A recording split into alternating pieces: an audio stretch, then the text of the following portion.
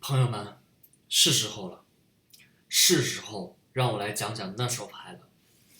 那手在 WSOP 主赛直接击溃我心理防线的 Quads over Quads。那手牌我们来看，在 YouTube 上有40多万观看了，其中有4000多人为我的苦难点了赞。然后呢，我们翻开评论啊，前几条都是在为我摇旗呐喊，说要 WSOP，明年给我一张免费的门票啊！当然了，这个是我自己在那里喊啊，昌六。嗯，所以 WSOP 主办方，如果你看到这条视频，并且还残存有一点仅剩的扑克良知的话，联系我，给我一张明年的免费门票。好了，闲话少叙，回到手牌。当时我们刚刚吃完晚餐，休息完，我还记得我点了一个川菜的外卖，一份回锅肉搭配一个红油抄手，吃得饱饱的、美美的。回到直播桌上，这手牌之前我还看了一眼，还有90多个人就前圈了，我还有80个大盲，心里美美的，心想如果不是遭天谴，遇到什么惊天的冤家牌，那我毕竟前圈了。然后就等来了这手牌。这手牌怎么回事呢？这手牌导播切出去了一回，合牌之前的动作没有捕捉到啊。我来给大家讲讲，是这个 under 杠的 Di Stefano 的 AJ 同色 Open 2.4个大盲，这边这个叫什么 Gay Boy KQ 同色 Call。这里我说一下，我打锦标赛的整体策略是偏激进的，具体就是多 bet 少 call 啊。20BB 我的3bet shuffle 里面是有 KQ 同色的，所以如果是我在这个位置，即便是接近泡沫，即便是面对 under 杠的 open， 我的 KQ 同色很可能是会推了的。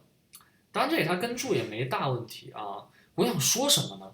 就是如果这个 gay boy 稍稍的拿出自己的一点勇气，推掉他，这手牌也就没我和六六什么事儿了。说不定现在我就幸幸福福的坐在这里，给大家讲一个拥有幸福结局的故事。但反正 KQ 同色跟住了，然后这边这个 bottom 位的 Benson 用 AT 同色跟住，这边这个大胡子小盲位用66跟住，都没有太大的问题都非常的标准。然后我在大盲位用44跟住，翻牌圈出了446，我表面非常平静，但我的心里已然乐开了花大家可以理解。大胡子 check， 我 check， 当时我完全没有把这个大胡子放在眼里，我主要在想这个 UTG 的玩家，因为他在枪口位起 open， 他是有可能有任意抄对的。我就在那苦苦的盼望着，就求求他有个 AAKK 吧，求求他赶紧打一枪吧。结果他 check 了，然后一路 check，check 就flop check 完之后，我就开始希望转牌能够掉一张 A， 因为这个枪口位的玩家很没有创造性，他能够 open， 但是在这个 flop 没有 C bet 牌，就是 A 挂大踢脚所以呢，我就希望掉一张 A 直接送他上路。结果出了一张6，我其实蛮失望的，因为不大会有人有6的组合。那么最有可能有6的组合的人是谁呢？就是这个小盲位的大胡子，他在小盲位可以有67同色、56同色、A6同色，甚至什么68、69同色。当然了，事实证明他是夸张了点，有2张6，所以当时我就已经把我的注意力从under 杠的玩家转移到大胡子身上希望他有一张6吧。然后转牌大家都 check， 我没去下注，因为如果有人有6，那无论如何合牌是打光；如果没有的话，那我就让合牌稍稍的小小的帮他一把。最后到了合牌，出了一张5的话呢，其实也还好，就没有太影响到这个牌局。5、6可能到了，对吧？如果5、6的话，我最希望的对手就是能够拿到5、6这样的牌。哎呀，我就在那想，对手一定要有5、6，然后这个大光头开始他标志性的长考，直接在前位开始长考，皱着他那紧紧的眉头，他打了5万5我当时心里乐开了花，我就在想，真是扑克之神开眼，谁能想到扑克之神帮的是坏人。然后大家可以看啊，我基本是秒 raise 到了这个22.5万。就我说一下啊，这种锦标赛，尤其是直播桌，有很多牌手没有任何思考必要的牌，在那硬思考、装思考、生耗时间。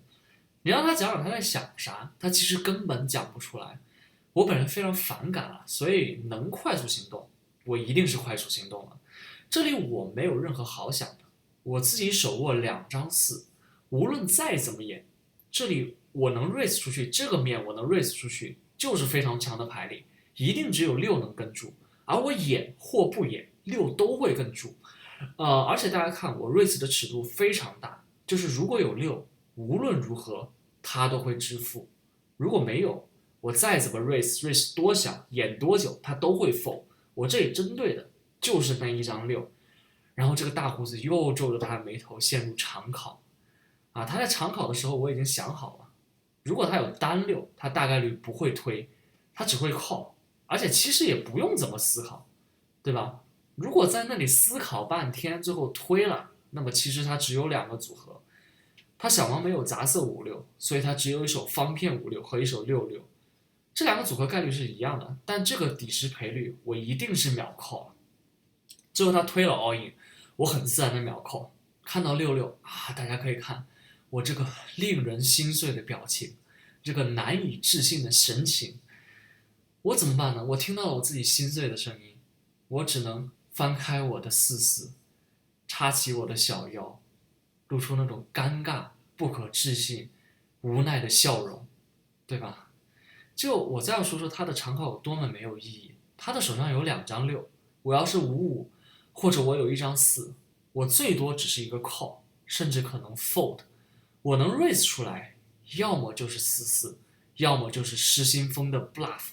4-4无论如何我是不会气的，而失心疯的 bluff 无论如何我都会气。所以他在演什么呢？对吧？为什么扑克锦标赛变得越来越难看？就是有这些毫无意义的思考。